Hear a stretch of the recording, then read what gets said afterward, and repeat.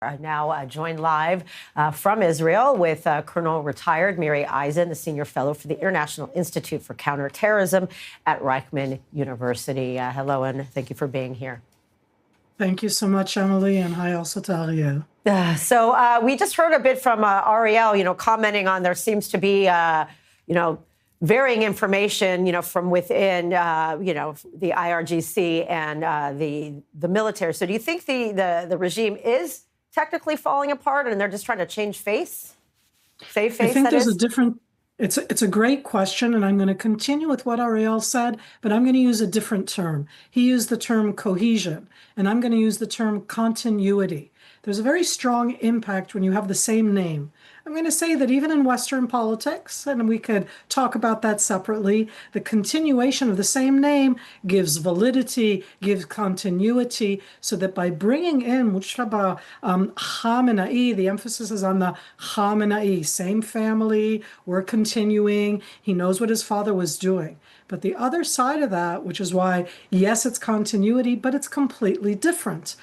He is in his late 50s. He is not his father. He is not ruled in that sense for the last 40-some years as the religious ruler. He was not the man. I don't know to say, if you're inside the room, that doesn't make you who your father was. And I want to give the oddest example that Bashar Assad was chosen by his father after his brother was killed to be the successor, sat in the room for 7 years, and that didn't exactly make him a great leader. That continuity does not always mean leadership. Right. When it's about... Sure. Also, I want to turn to the situation happening in the north. I mean, clearly, if the regime has been that compromised and the Air Force has been taking out, missile sites, how have they been able to orchestrate so well with Hezbollah, which, seemingly the IDF has been able to take care of a lot of their strongholds as well? Let's first remember that the Islamic regime, the Iranian Revolutionary Guard, the different portions of the Revolutionary Guard, what we call the Quds Force, the one that was specifically responsible. Quds is another name for Jerusalem, and so it's looking at for them, Palestine arena, and including within that Hezbollah, that it isn't that they've all fallen apart, and that's true in general. As I said, bringing in Khamenei gives continuity. That doesn't necessarily mean that you can destroy everything else at once. There's a lot of other things going on. I want to focus on Hezbollah. Hezbollah, Emily, made a strategic choice. And we need to realize that they made the choice that they are more Islamic regime Iranian-backed than they are Lebanese. Emily, I'm talking about people who are Lebanese Shiites who live all over Lebanon, who are probably a majority in Lebanon, though nobody has counted people there for 100 years, and their leadership chose now to go with Iran and not with what the government of Lebanon said, not with what the leaders of Lebanon said. And that goes back also to this discussion of what's happening inside the Lebanese armed forces, that right now nobody wants to face them. But on the other hand, they're doing something that Lebanon officials said should not happen. They shouldn't attack. They shouldn't use the forces. They should be disarmed. So official Lebanon says one thing. Hezbollah chose something else.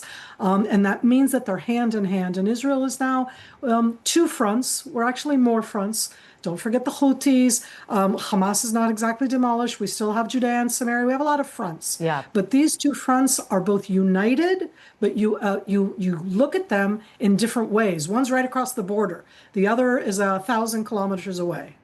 So, with that said, we know that, the IDF says that they struck targets in a residential building in central Beirut. And we know there have been operations continuously, even with this fragile ceasefire. But, how serious could this escalation be? Boots on the ground. Could this turn into another, full-on war against Hezbollah? I kind of feel that we're already there. I never know what we mean when we say full-on war. Isn't this what it looks like? It doesn't always look exactly like we think. There are Israeli boots on the ground inside Lebanon, and there have been from November 27th, 2024, a year and a half ago, when we got to the ceasefire with Lebanon about Hezbollah. We have 5 positions inside Lebanon. We did not leave them exactly because Hezbollah was not yet disarmed. It is still not disarmed. And it gives us not a sense of security, but an actual physical position to be able to better defend ourselves against things like last night. Now, I know it didn't feel that way last night in the north. And when we say 200 different platforms fired against us, it's a really big number.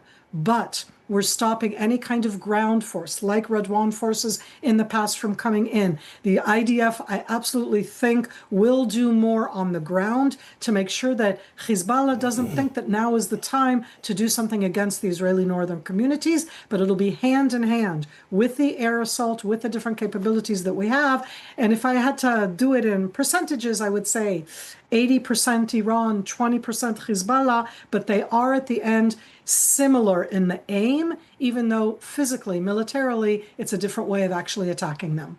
All right. Thank you so much for your insight, as always, Colonel Retired Miri Eisen. Thank you.